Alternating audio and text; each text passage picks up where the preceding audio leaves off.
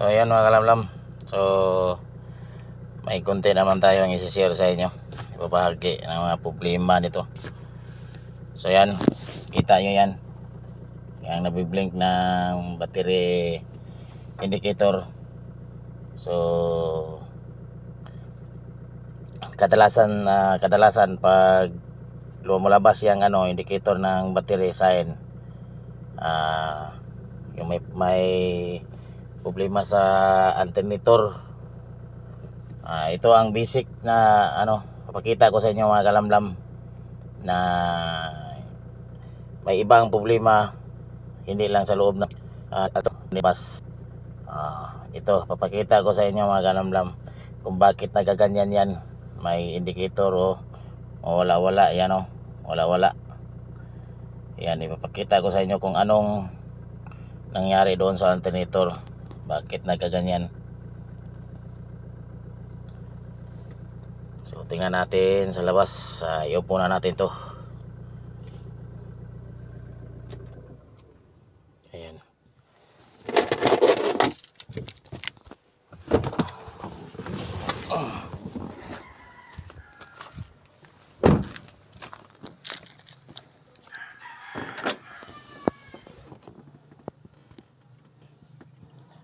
So ayan mga kalamlam, no. So ito po yung alternator niya. So ito po ang sinasabi ko na mayroong problema sa alternator, yung iba sa loob. Yung sinabi ko sa labas, itong kanyang alternator pulley. Ito. Yan, tingnan nyo maigi mga kalamlam. Tuyok-tuyokin ko to. Yan. Dapat pag ganyang tuyok yan, hindi yan matuyok. Pag dito tuyok yan rin. Free wheel siya lahat. Itong pulley niya, free wheel siya lahat. Itong pulley niya na nakakabit dito sa fan belt, hindi siya gumagalaw, pero itong nasa gitna gumagalaw siya. Left and right gagalaw siya. Dapat hindi isa lang, one way lang ito gagalaw. Yan tumutuyok-tuyok sa ilalim yan sa alternator. Yan natin, tingnan niyo yan.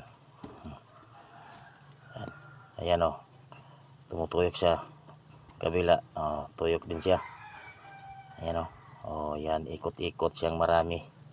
Sa kabila ikot, kaya nagbi-blink yung battery indicator niya, sign ng charging niya, kasi hindi na ito sumasabay sa ikot ng fan belt.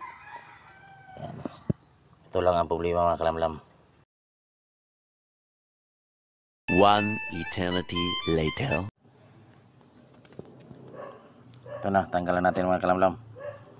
So ito ang sinasabi ko. Medyo kanina doon pa pa to, hindi maklaro kasi ito klarong-klaro na ito mga kalamlam. Tingnan nyo ito, hindi ito gumagalaw. Kung gumagalaw man lang, konti lang ang galawan niya, hindi siya masyadong gumagalaw. Dapat galaw-galaw yan. Yan. Pag ganyan na iikotin to. Pag ganito hindi. Yan, hindi. Yan. Pag ganyan sabay to.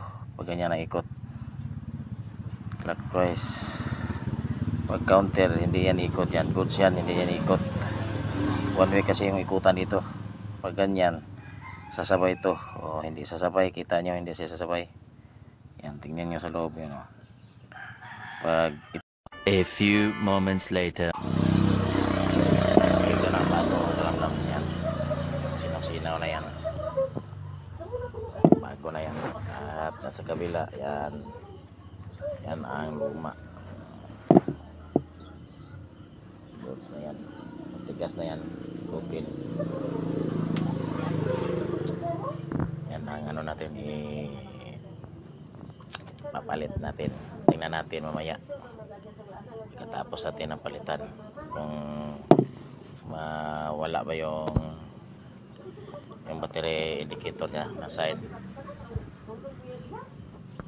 Yan matigas. Yan ang goods. So yan, basic lang yan ikabit yan. So meron pala yung ano mga kalamdam, yung special tools na din ilalagay sa gitna, pero basic na lang natin ginawaan ng paraan.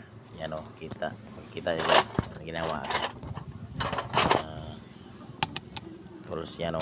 Okay, gawa na lang natin paraan para makatanggal tayo kasi wala tayong barbili ngayon, malisod-lisod pa ang buhay natin ngayon. Ano, ganyan lang ang pag-higpit yan. Higpitan nyo na lang konti, tapos goods na yan kasi kusang higpit yan pag kataon na doon sa basic lang yan.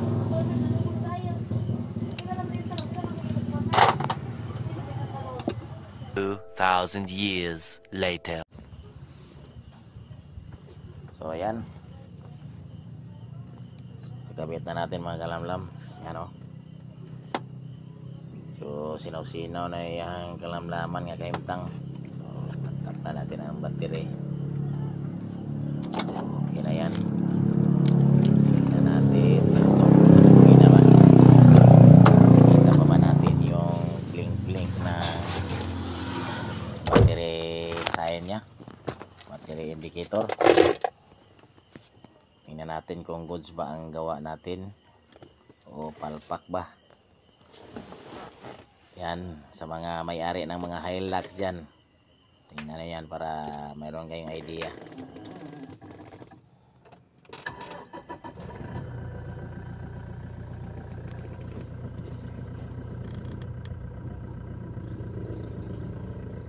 Yan. Yan o, kitams na wala na yung blink ng battery nya, battery sign indicator. Yan o, goods na yan. Yun lang ang problema.